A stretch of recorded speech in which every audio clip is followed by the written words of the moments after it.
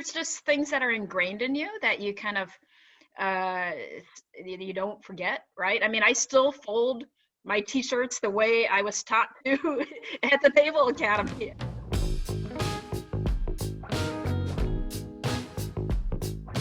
Welcome to the Scuttlebutt. I am your host, Sean Hall, the Director of Programming with the Veterans Breakfast Club. We're a small nonprofit based in Pittsburgh, PA. Our mission is to create communities of listening around veterans to connect, educate, heal, and inspire. This program, the Scuttlebutt, was created to highlight the educational element of our mission by discussing recent military headlines and topics to help bridge the civilian-military divide.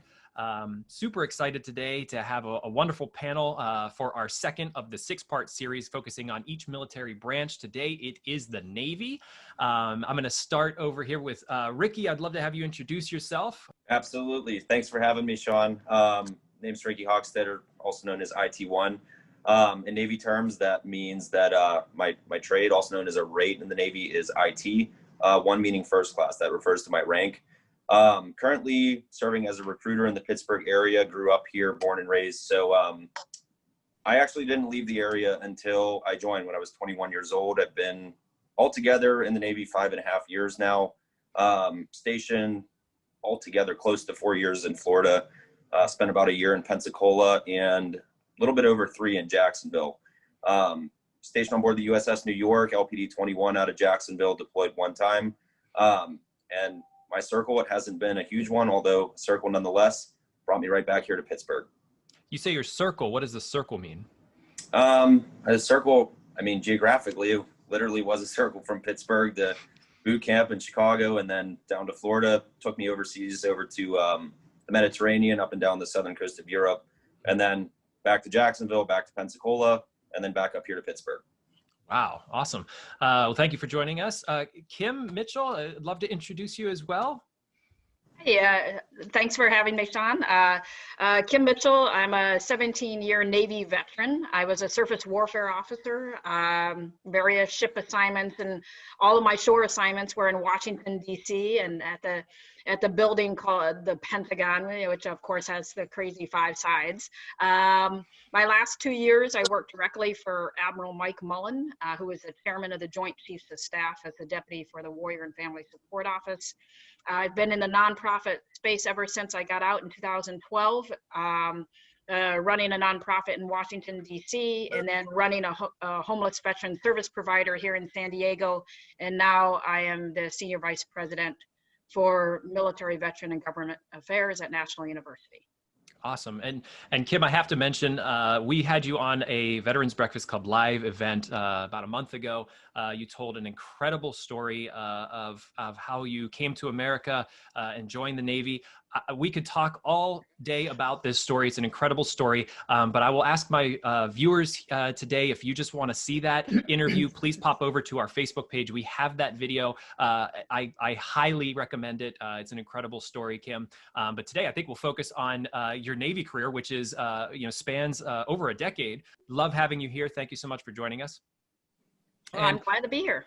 Wonderful. And Becky, joining us again, second week in a row. Thanks for coming back.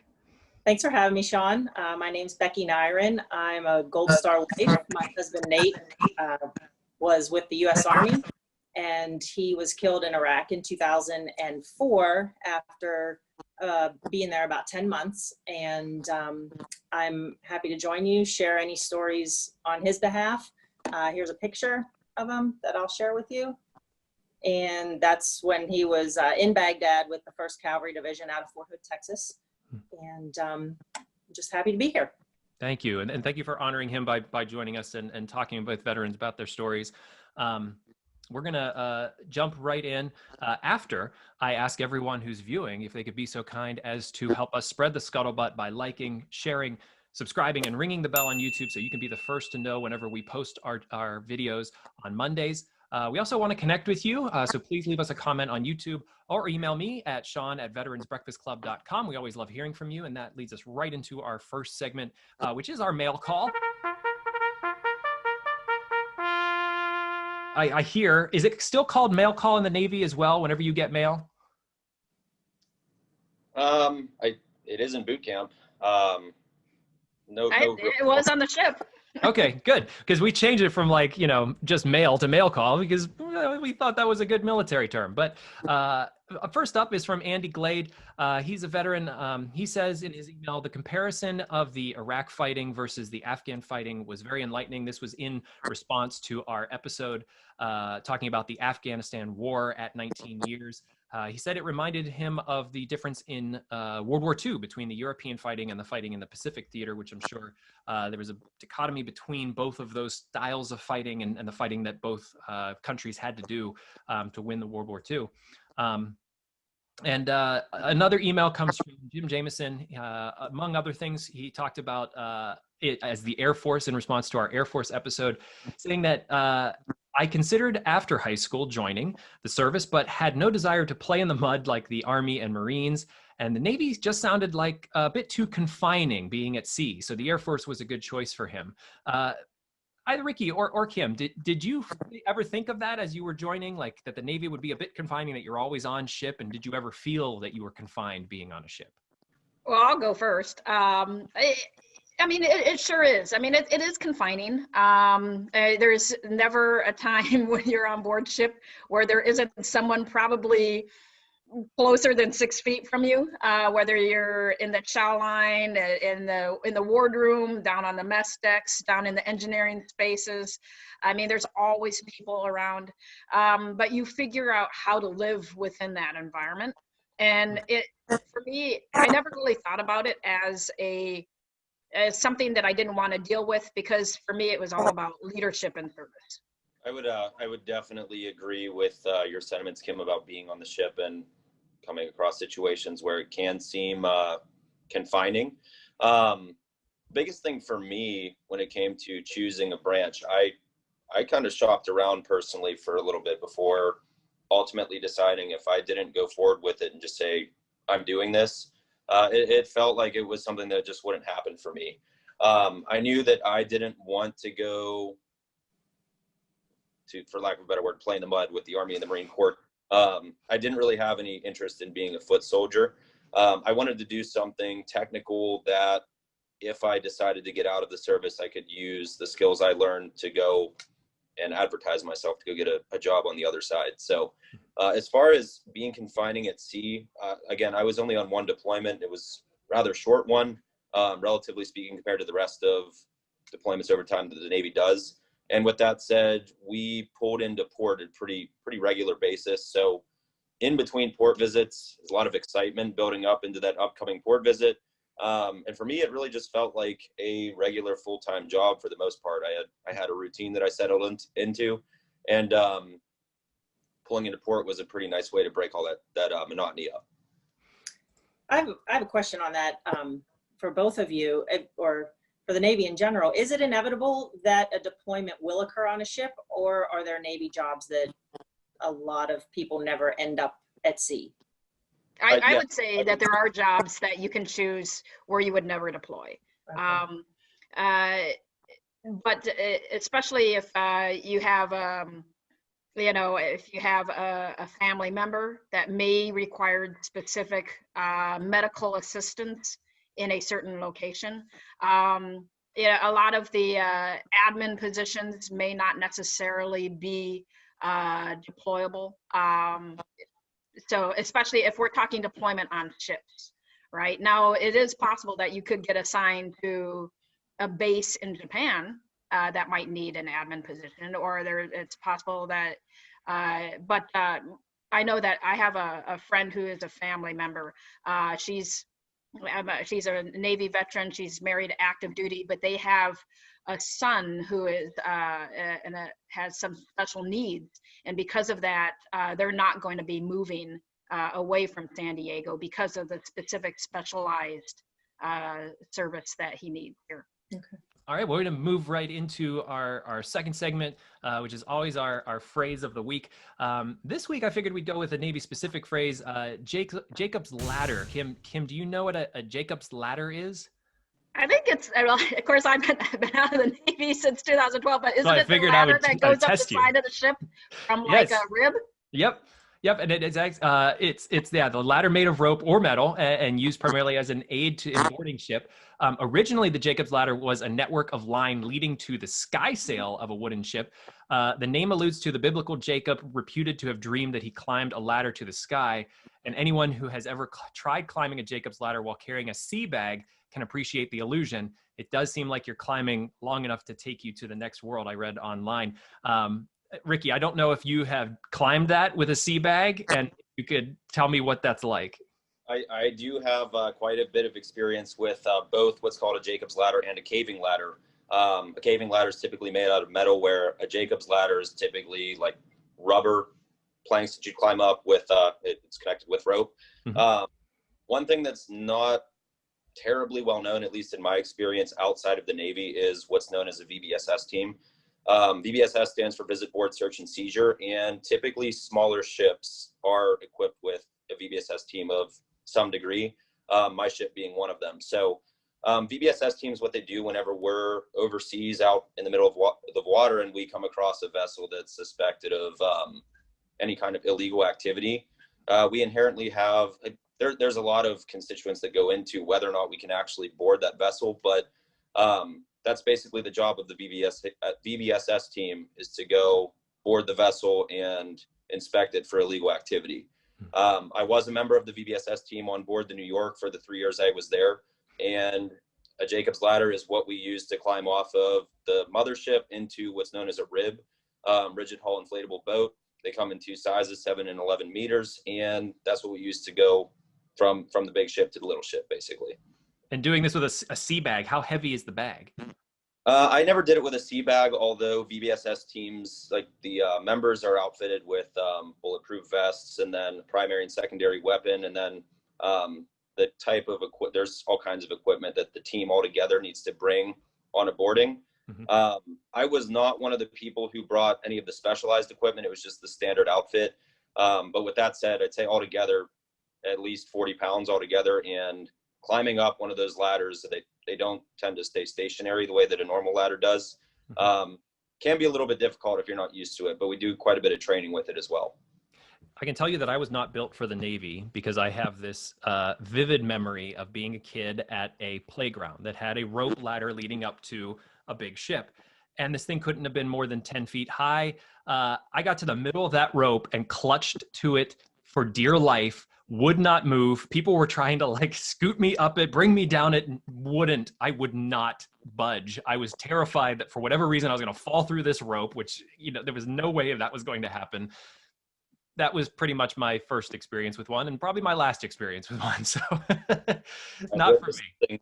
Something pretty similar at VBSS training. So yeah, they're very unstable. I also wanted to ask you both, this maybe not be the phrase during the phrase of the week, but the Navy has recently decided to move away from the peacoat, which everybody we have talked to loves the peacoat. And the new coat, which kind of looks like something you would get at a sporting goods store, has not been that popular. So I thought that if you guys knew anything about these peacoats, if you could let us know if you love the peacoat, and if you've seen the new sporting coat, what you think of it. To me, that's good news in a sense. Everybody's issued a peacoat in basic training as part of the full sea bag issue. I've used my peacoat one time since I was in basic training.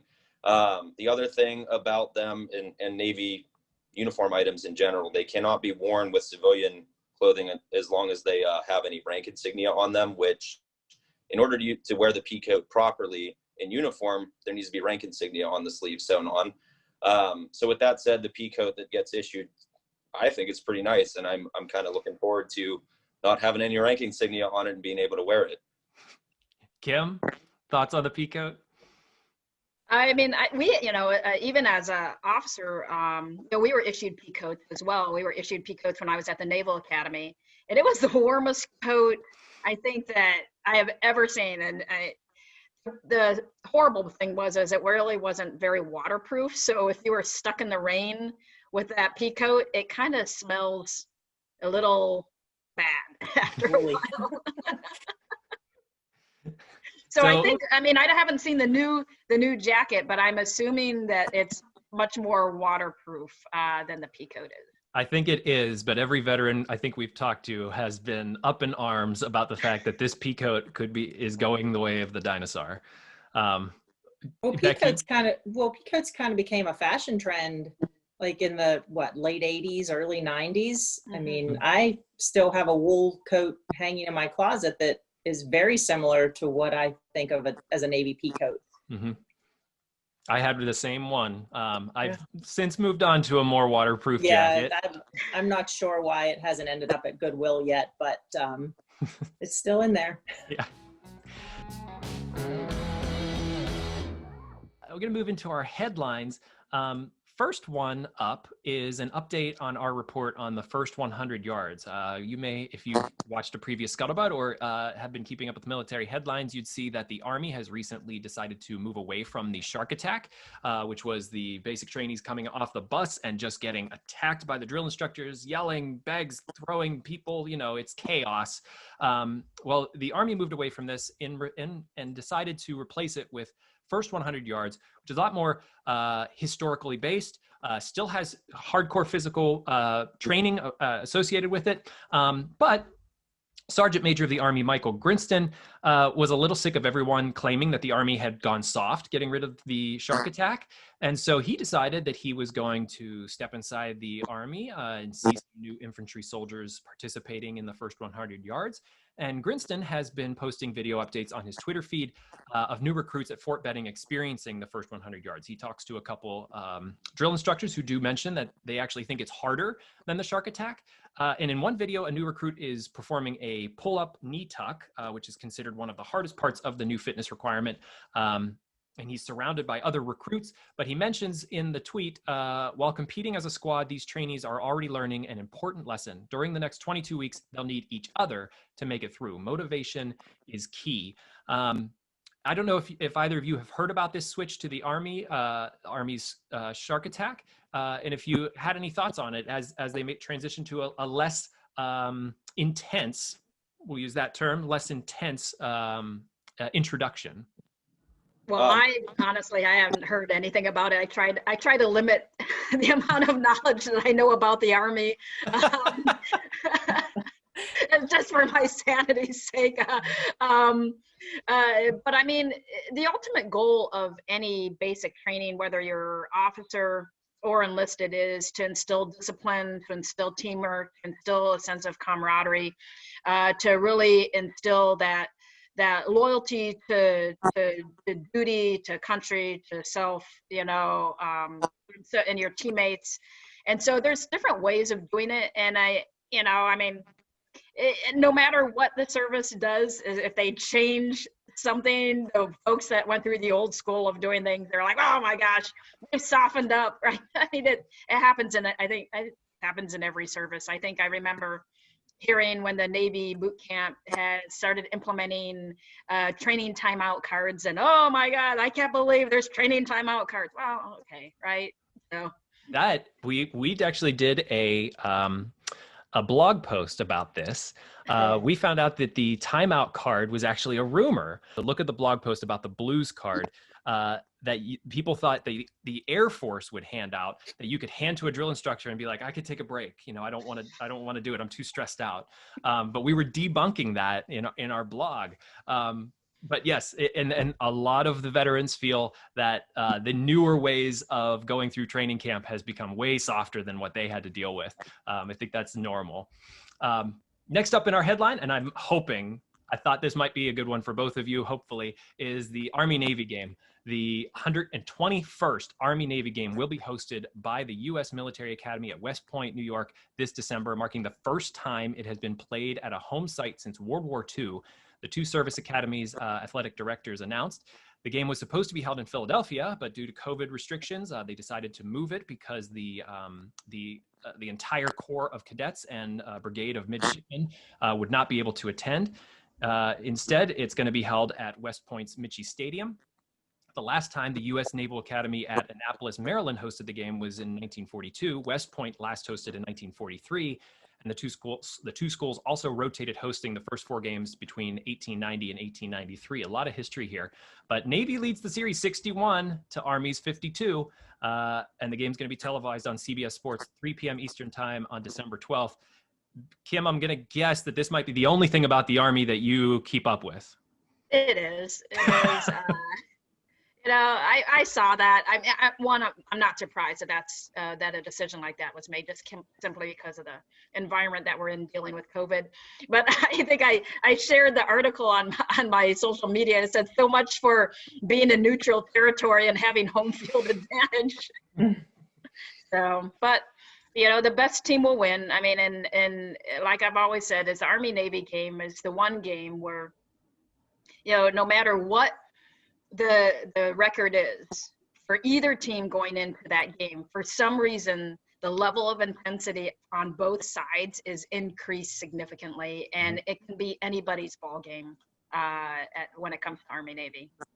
Becky, what are your thoughts on Army-Navy? I have a feeling that you might be rooting for Army.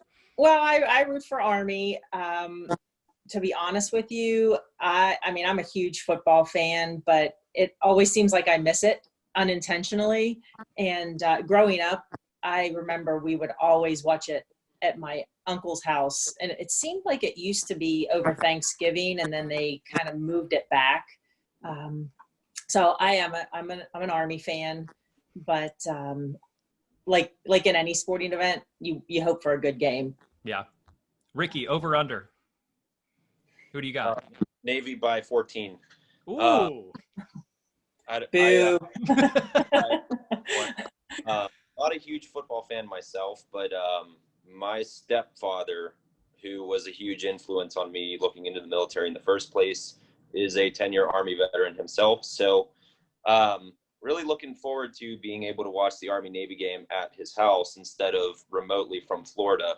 I do watch the Steelers. I'm not really religious about football, but definitely looking forward to the Army-Navy game as I do every year.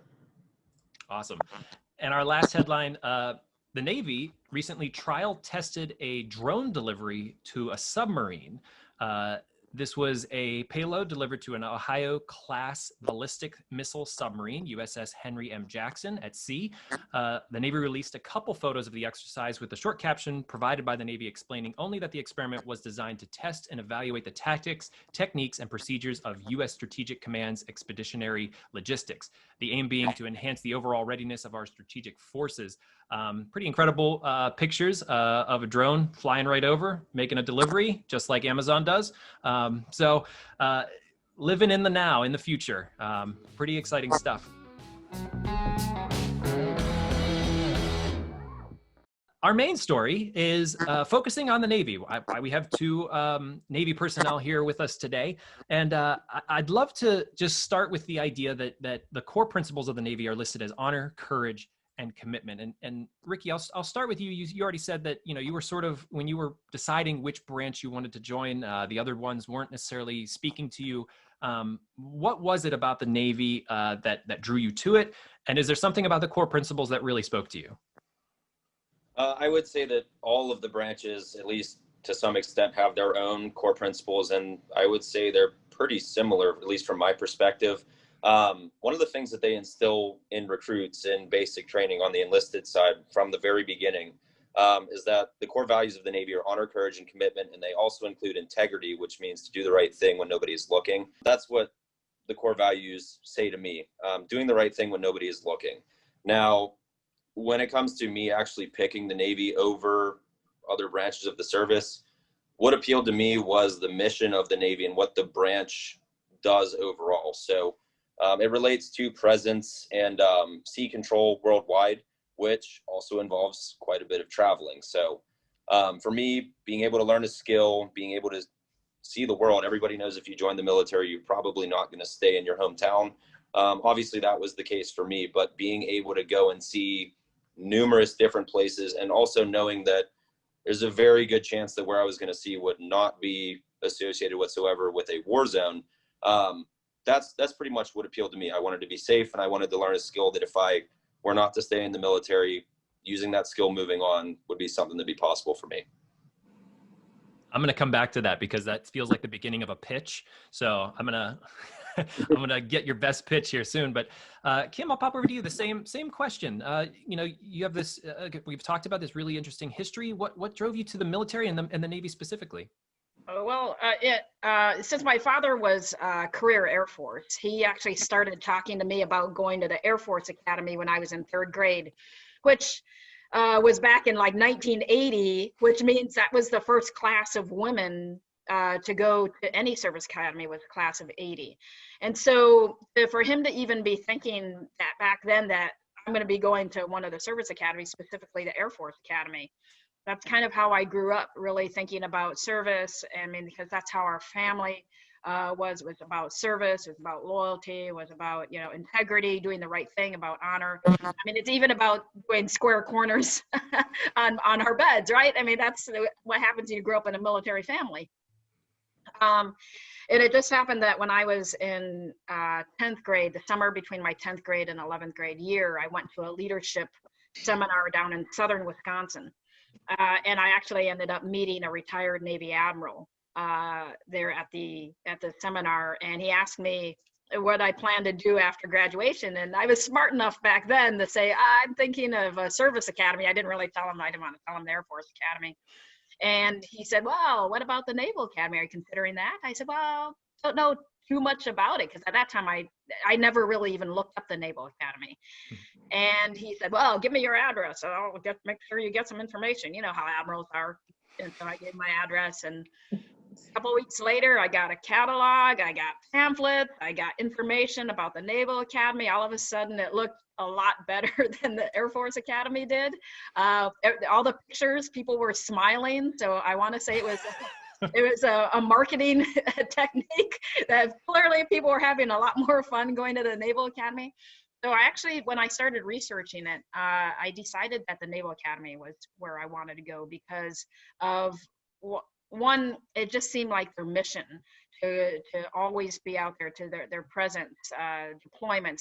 You didn't have to have a war or a conflict or a humanitarian assistance mission for the Navy to be deployed and to go out and be operational. And that's what I wanted to do. Plus, I thought the leadership opportunities in the Navy for me was a lot more significant than maybe in some of the other things that I was looking at in the other services. So ended up applying to the Naval Academy, and I got lucky, and because I didn't even apply to the Air Force Academy. So was part of your decision you wanted to see the world? Is it like Ricky said? Like it was. I wanted to see the world, and I have. I mean, my world at that time was northern Wisconsin, right? Mm-hmm. Snow and snowmobiles and cheese, and we didn't watch football, so I didn't even know anything about the Green Bay Packers. So and I wanted to get out of. I wanted to do anything to get out of northern Wisconsin, just to go do something.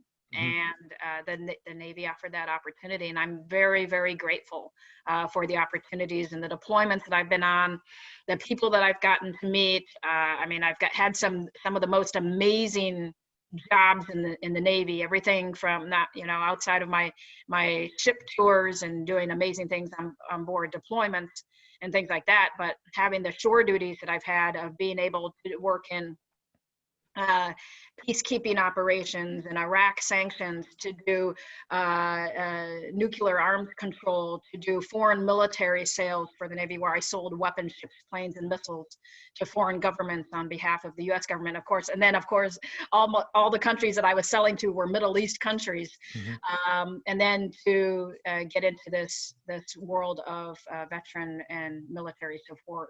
It's just an amazing thing that I owe completely to the Navy for being able to prepare me for the career that I'm in now. I want to come back to that as well, because a lot of people that get out say, I'm done with the military. I left. I'm good with moving on. But sticking with it is interesting. And I want to come back to that. First, you brought up a good point about your upbringing and squared off bed sheets and like growing up in a military family. Becky, did you grow up in a military family? I didn't. You sort of joined one.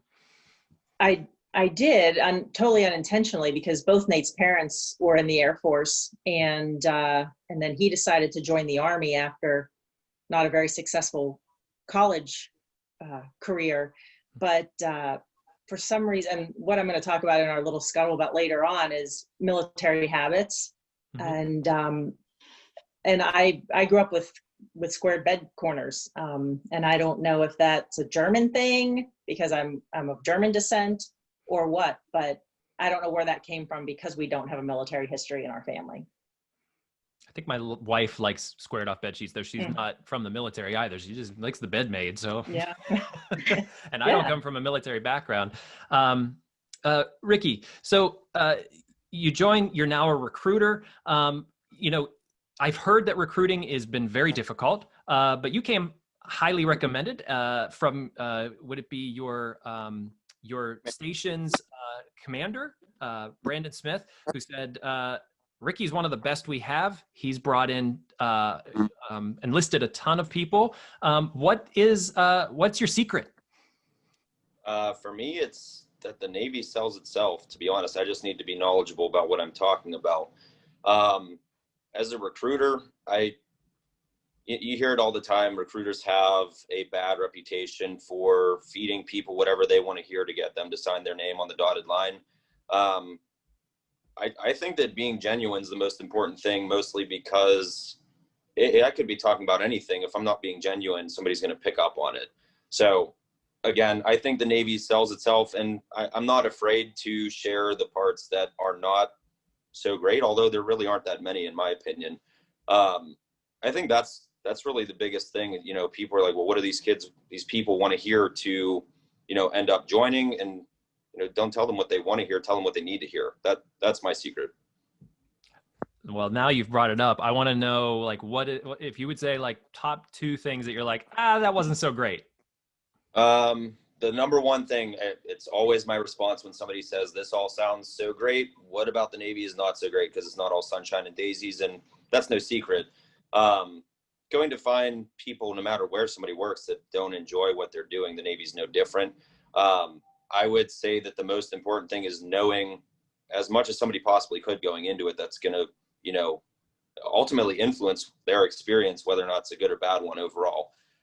As far as the bad things go with the Navy, for me, it's not specific to the Navy. I'm pretty sure at least that all 4 major branches of the service have, at least in some extent, what's called duty sections. Duty sections are the one thing that I'm not wild about, although in the Navy, at least in my experience, being on duty is a pretty laid back and relaxed thing. What it means is that every person below the rank of E8 or below the rank of the executive officer of a ship is assigned to what's called a duty section. Depending on how many people are on board the ship, part of the ship's crew, that dictates how many duty sections there are. My ship, the New York, had 6, so I was in duty section number 2 out of 6. So what that means is every 6 days, whenever it was duty section 2's duty day, that means from roughly 7 a.m. until 7 a.m. the following day, I was not able to leave the ship along with anybody else in my duty section. The idea behind it is the ship will never be left completely unattended. There need to be people on board the ship at all times to respond to any kind of situations or casualties. Kim, you smiled when he said duty stations. Well, duty sections, yeah. I mean, Sections. I tell you, there's some of the craziest stories happen on weekends during duty section, right? I mean, I remember there was this one time when I was CDO, which is command duty officer, on board the ship that I was an operations officer out of Pearl Harbor, and it must have been 2:00 in the morning, and I get a call from the quarterdeck saying, you might want to come out here. It's never a good call to receive. And I got out there, and one of our sailors was at a friend's house and a sleepover, and they were partying, which is they're not typically unheard of in the Navy. But when they went to bed that night, he went to bed nude, and he got up that night to go find the bathroom, and he accidentally walked through the front door, which locked behind him when he walked out. So then he ended up walking around base housing trying to figure out how to get back in the house without any clothes on. and the base police found him and brought him back to the ship. And then we had to clear the quarterdeck. We had to clear everything. I sent someone down to get a blanket, right? I mean, it was just, there's just things that happen on board a ship. And and the commanding officer is like, really? Yeah, like, this is the thing that I have to deal with now. Yeah. The guy who's having a sleepover up late playing Mario Kart. I gotta do this. I mean, and that's certainly the humorous things that sometimes happen. But I mean, as IT1 says, the duty section is there to protect the ship when the commanding officer and the executive officer and most of the crew has gone home, to ensure they know the right responses, who to call if there's an emergency.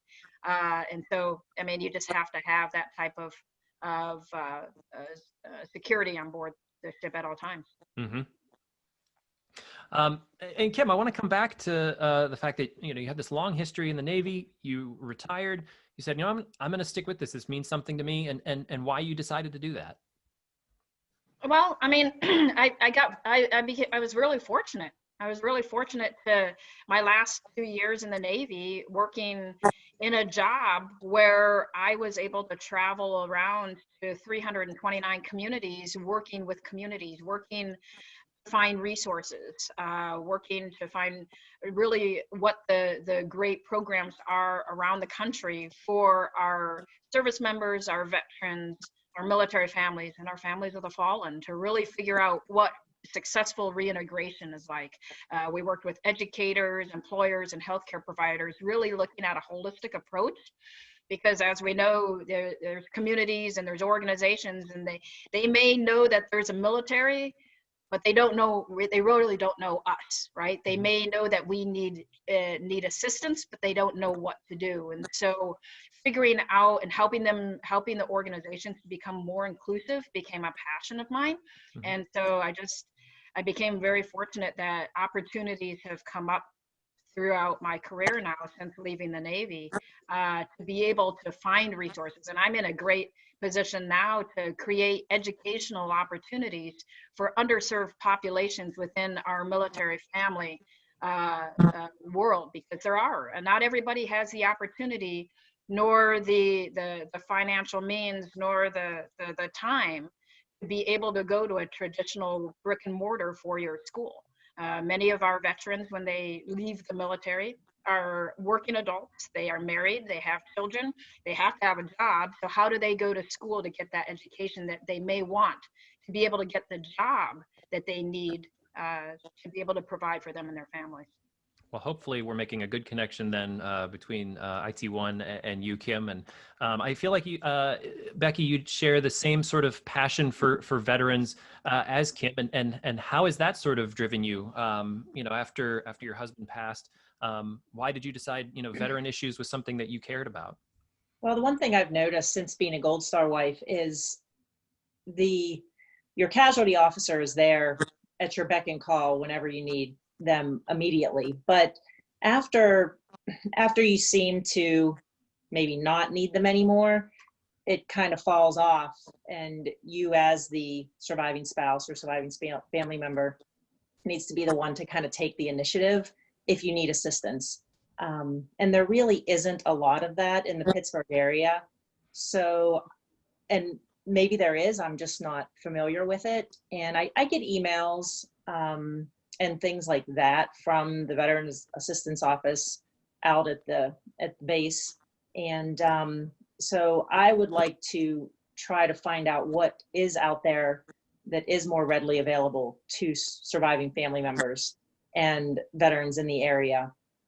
And like the Gold Star, the Western Pennsylvania Gold Star Wife chapter is no longer active in Western Pennsylvania. And I'm trying to work with Lori Spada and get that going again in the area. Seems like something we would definitely need. We mentioned, I believe in the last episode, that the Western PA area is like one or two probably second in the nation for the amount of veterans that are here. We have a large military presence, despite the fact that we don't have a military base. We have the 911th Airlift Wing. But I agree with you. I think the Western PA needs to have a Gold Star chapter.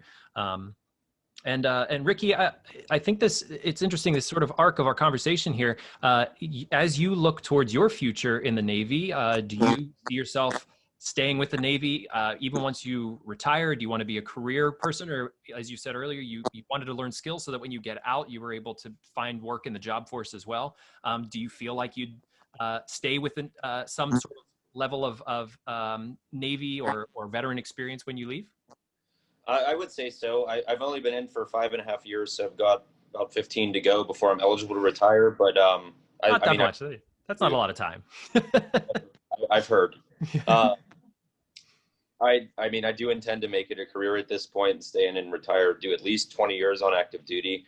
As far as helping veterans out in any capacity, I would absolutely be open to it. It's not necessarily my plan at this point, but I think at this point, if I were to make a plan for exactly what I'm going to do after I retire, chances are pretty good in the next 15 years it would change anyways. So absolutely would be open to it. I would imagine between now and then I'm also going to come in contact with probably quite a few more people that do that kind of work anyways. So I could absolutely see it in my future, at least potentially. So you've had a good experience with the Navy so far. You're like, I'll keep this going. Absolutely. Well, definitely compared to coming back home here and seeing a bunch of my friends that are still here from when I left in the first place, comparing what I've done in the last 5 years to what most of them have done in the last 5 years. I've done, and the Navy's done more for me, leaps and bounds, what those other people have done, at least in general. Mm-hmm. Yeah, it gives you a lot more experience for sure. Well, I think this leads us into an interesting scuttlebutt round, our last segment. We always spin a wheel. It's a digital wheel, but we spin it anyway. So I'll go ahead and spin it. And I think we'll start with Becky for some scuttlebutt, if you have one for us. You gave us a tease earlier. I did. I kind of segued into, I found an article about the weird military habits that stick with veterans once they are no longer in the military. And it caught my eye because some of the things mentioned, like I said, with the military corners, I grew up saying hospital corners. I think it's very similar, making your bed. But some of the things that stuck out were like shouting in the passenger seat, and then staring at everyone's shoes to see if they have that shine. And I'm a shoe person. For some reason, I look at people's feet. And then just some of the other things that were mentioned were the bug out bag in your trunk. Always be prepared for an emergency situation. And if you're from Western Pennsylvania, you always have like an ice scraper, a car flare, a spare tire, things like that. And carrying everything in your left hand, which I found that one interesting because it went on to say that you have to carry things in your left hand, so your right hand is available to salute. And I would not have thought of that. No, that was just very interesting. And then just eating too fast, because if you I guess drop the ball in the chow hall, you're SOL. Can you guys attest to that? Well, some of them absolutely. I mean, there's just things that are ingrained in you that you kind of, you don't forget, right? I mean, I still fold my t-shirts the way I was taught to at the Naval Academy. And that's because they line up perfectly in my drawer and I can fit everything in, right? And then I can quickly go through to figure out which one that I want to wear. I still iron all my clothes. I do, funny when you talk about the shoes, I do find myself looking at people's shoes, especially if I'm going out somewhere. The first thing I'll do is look to see if they've shined their shoes lately. I'm and if so they're guilty. Scuffed in my and I think to myself mentally, if they're all scuffed up, like they need to go get some polish on it. Yeah. Tim, you took the one I was going to say about folding your clothes. It's one of those things in basic training that you're there and kind of thinking to yourself, why is it that we have to do these mundane things in such a specific manner? And that's one of those things I'm asked here as a recruiter quite a bit. Why is it that we have to fold clothing exactly the way that we're taught to in basic training? Now, of course, after boot camp, you're not required to, but that's one of those things for me. 5.5 years later, I still do the same thing. My t-shirts are folded in a way that nobody else that I know of is like, why are you folding your clothing that way if they've witnessed it? Another big one for me, like Becky mentioned, was carrying things in my left hand. Being a recruiter, there obviously are times where I'm not in uniform, and there have been times where I've been approached and asked if I was in the military, because I have an obscene amount of things in my left hand and nothing in my right. And I don't know if that was it or if the haircut gave it away, but nonetheless, definitely a habit. I mean, I still have it to this day. When I'm not in uniform, I would imagine it's something that's probably going to stick with me. Kim, would you like to continue on with the scuttlebutt? No, that was Susie. That's the mother that just had her puppies that just came and decided to stand on my lap for a few minutes. She has a mind of her own, clearly. No, I mean, it's those things that they teach you. Everything has a reason, right? That they teach you. And it's amazing how many of those things that that they've taught you throughout your time in the military has applied to everyday life, right? Today, to this date, if I'm scheduled to be somewhere, I will do everything to be early at where I'm going, right? I hate being late. I absolutely hate being late. And so a friend of mine, she's a retired Navy captain, and her husband is a retired 2-star, but her husband also is a Naval Academy grad. And she just laughed. She said, "You two have an internal clock that puts you on time every time we're scheduled to go somewhere." I mean, it just, and you know, I think that the skills are very much applicable in the real world once you leave the military. I can relate to that. I come from a sort of a theater background. I have my degree in acting. It was said to us in college, if you're early, you're on time. If you're on time, you're late. And if you're late, it's unacceptable. So I have this internal clock, especially when, you know, we're running late for even a dinner. I'm like, why are we not there? We were supposed to be there at 7. It's now 6:58. I still have to get in the car. Like, odd that the acting world and the military world might share that in common, but I'll go last for scuttlebutt. Ricky, do you have any scuttlebutt for us? No, I had two pretty arbitrary things that I had in mind. One thing for me, being early on in my career in the Navy, that I didn't quite understand until I was finished with basic training and into what's called A school. The Navy is a little bit unique in how we address what the other branches refer to as NCOs, or non-commissioned officers. In the other branches, they refer to somebody's job as what's called an MOS, military occupational specialty. The Navy's a little bit unique with that, in that we have, on the enlisted side, what's called ratings. So like I led off with in my introduction, my title is IT1. With my recruiters, whenever I first joined the Navy, they had their last names and their ratings in front of their names. And it's one of those things that really confused me. And now in hindsight, the different codes for MOSs in the other branches of the service is one of those things that I mean, if I was in one of the other branches, I could see being able to track it a little bit better, but it's one of those things, somebody spouts off a couple of numbers in a letter, and I'm supposed to know exactly what they do. And it's like, no, not for me, but for the Navy, ratings are a little bit more straightforward, in my opinion. I would definitely say easier to memorize, just because the 2- and 3-letter codes refer to the full name of that rating. So I don't know, Kim, did you have anything that you would like to say about that with the ratings versus MOSs?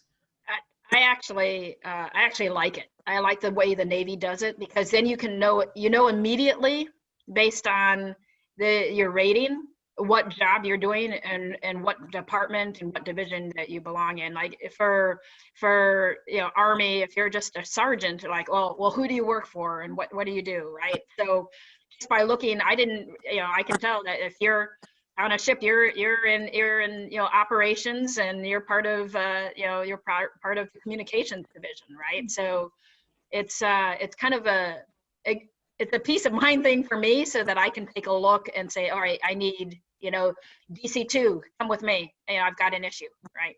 Mm-hmm. Well, the last bit of scuttlebutt here, maybe the Navy heard me talk about my fear of Jacob's ladders, but Gravity Industries jetpacks have been spotted flying around Royal Navy ships. The UK and US have been experimenting with jet suits for a number of applications, including defense. According to Gravity Industries founder Richard Browning, he's already met with members of the US Special Operations Command, specifically the Navy SEALs, to discuss what capabilities his jetpacks could offer. For example, the Great North Air Ambulance Service, a UK-based charity that provides helicopter emergency services, began testing jet suits from Gravity Industries to see if they might allow paramedics to fly directly to hard-to-reach locations where hikers and mountain climbers have been injured. Watching these jetpacks, it's not so much the water-based that are connected to the water and you use water for propulsion. These are jetpacks, like seriously futuristic stuff. So I think I would take a jetpack over climbing a Jacob's ladder, but really interesting that we might see flying soldiers around sometime. Well, I want to thank you all for joining us. I thought this was a really interesting educational conversation about the Navy. Really looking forward to the Army-Navy game. I don't know who I have my bets on yet, but but I'll be very interested to hear what you guys think of the game afterwards. If you have been listening, please remember to like, share, subscribe, ring the bell on YouTube. Thank you so much for being a part of our conversation today. And we hope to talk with you all soon.